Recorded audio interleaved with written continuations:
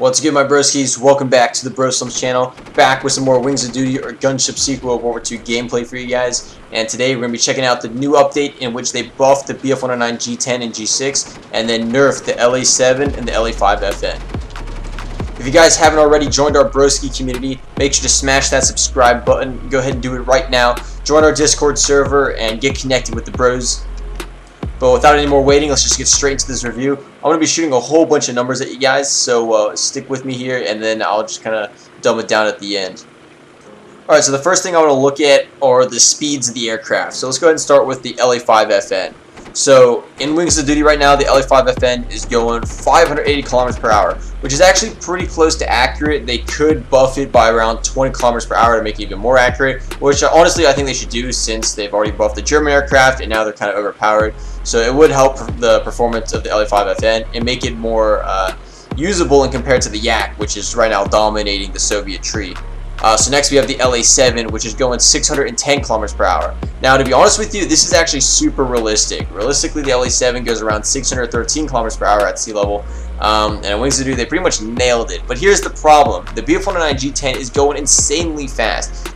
So if you ask me what should be done, since Wings of Duty does not take into account altitude or drag or anything like that, air resistance, I'm thinking that they should increase the La-7 speed to around 670 kilometers per hour to allow it to compete with the Bf-109-G10 realistically.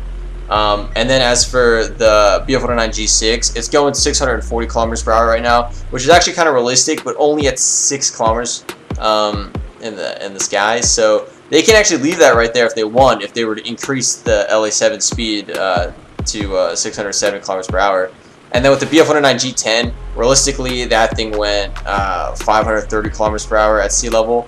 But in Wings of Duty, it's going 720 kilometers per hour at sea level, which is absolutely ridiculous. It's kind of killing the Battle Stalingrad right now with all these OP planes. So I'm hoping they actually end up reducing the Bf-109-G10 speed to somewhere around 680 kilometers per hour.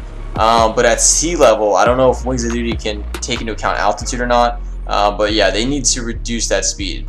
As long as the La-7 is not getting outrun by the Bf-109-G10 at sea level, we're good. Past 6 kilometers, they can, you know, give the G10 an advantage. But up until then, it shouldn't happen. Okay, so enough about those planes. Let's talk about the Yak-1B. You guys know how much I love the Yak-1B. And Yak-1B doesn't care about the petty laws of physics. Yak-1B is strong, alright? Well, in Wings of Duty, it is insanely strong.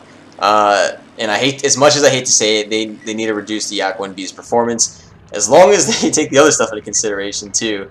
But yeah, the Yak-1B right now is going 670 kilometers per hour. All right, I think it should be reduced to 600 kilometers per hour, along with the other stuff I said in this video already. That way they can finally balance Stalingrad, hopefully. But yeah, that's my opinions on the speed of the aircraft. But there's a few other things I'd like to talk about.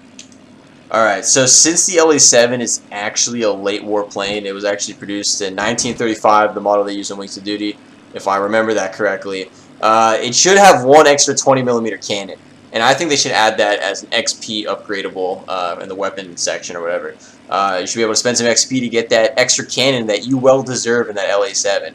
I think it'd be super epic to have the La-7 shooting 3 20mm cannons, and that'd also make it realistic, so they should definitely do that.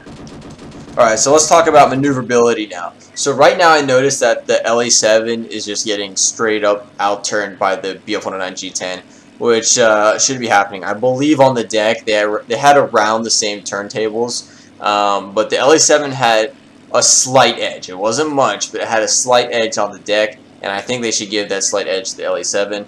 They need to revise the turn speed of the Bf-109-G10, especially at low speeds. I don't know what's up with it, but you can actually turn pretty hard. And I want to say that's because of the energy advantage they gave to the plane. It's not so much that it just turns better, it's just that it has so much energy and so good acceleration and energy retention that it just straight up, like, it doesn't stall out or something. I don't know. Whatever it is, they need to revise it. The La-7's getting outturned, like, pretty hard. And hopefully they can fix that, because right now the La-7 is not really playable. The Yak-1B is just so much better than it right now. Alright, and then for the climb rate of each aircraft, the La-5 FN should be climbing 2 to 3 meters per second slower than the Bf-109-G10. And the La-7 and the Bf-109-G10 should be climbing at around equal climb rate. I don't know the right word for it, but yeah, it should be about equal. And that way you could kind of balance that out, and it would make the gameplay feel much more realistic and much more balanced, as all games should be. Maybe not all games, but it'll at least be balanced. Okay, before I move on to my honorable mention of the new damage models, I want to summarize what I've been saying with all those numbers and stuff for speed. Basically, what we need is the La-7 to go 670 kilometers per hour, the Bf-109-G10 to go 680 kilometers per hour, and I believe the Bf-109-G6 to stay where it's at 640, I guess, and the La-5FN should be going around 600 kilometers per hour. And I think that'd make the speeds of the aircraft much more balanced and as close to realism as we can get right now. With that being said, I want to make a quick honorable mention to the new damage models. What they basically did is they improved the durability of the wings, which is epic, makes the plane combat feel a little bit more realistic. But there's one thing that they should add still, and that's decrease in performance when getting shot. The more bullet holes you got in your plane, the less aerodynamic it will become, and it should start flying weird. Instead of planes just instantly exploding, they should just like spin out of the sky because they're so hard to control at that point. Kind of like in IL-2 Sturmovik Battle of Stalingrad, they should take a lot of inspiration from their damage models because I think it'd be a super cool addition to Wings of Duty. Yes, planes should still explode and stuff when you hit them really good, but like they should take a lot of bullets. But I want to show you this one clip where I did get shot, and it kind of did mess up my aircraft performance, although I didn't really notice it that much. It just happened this one time. I don't know if it was a glitch or if it was meant to happen, but whatever it is, Wings of Duty's on the right track with it, and they should see if they can implement that into the game to make the aircraft frags seem much more realistic and much more epic. But anyways, that's going to go ahead and do it for this update review.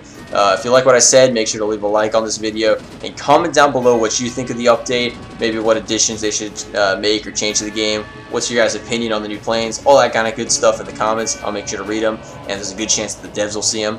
So that's all I got for you today, and I'll see you broskies next time.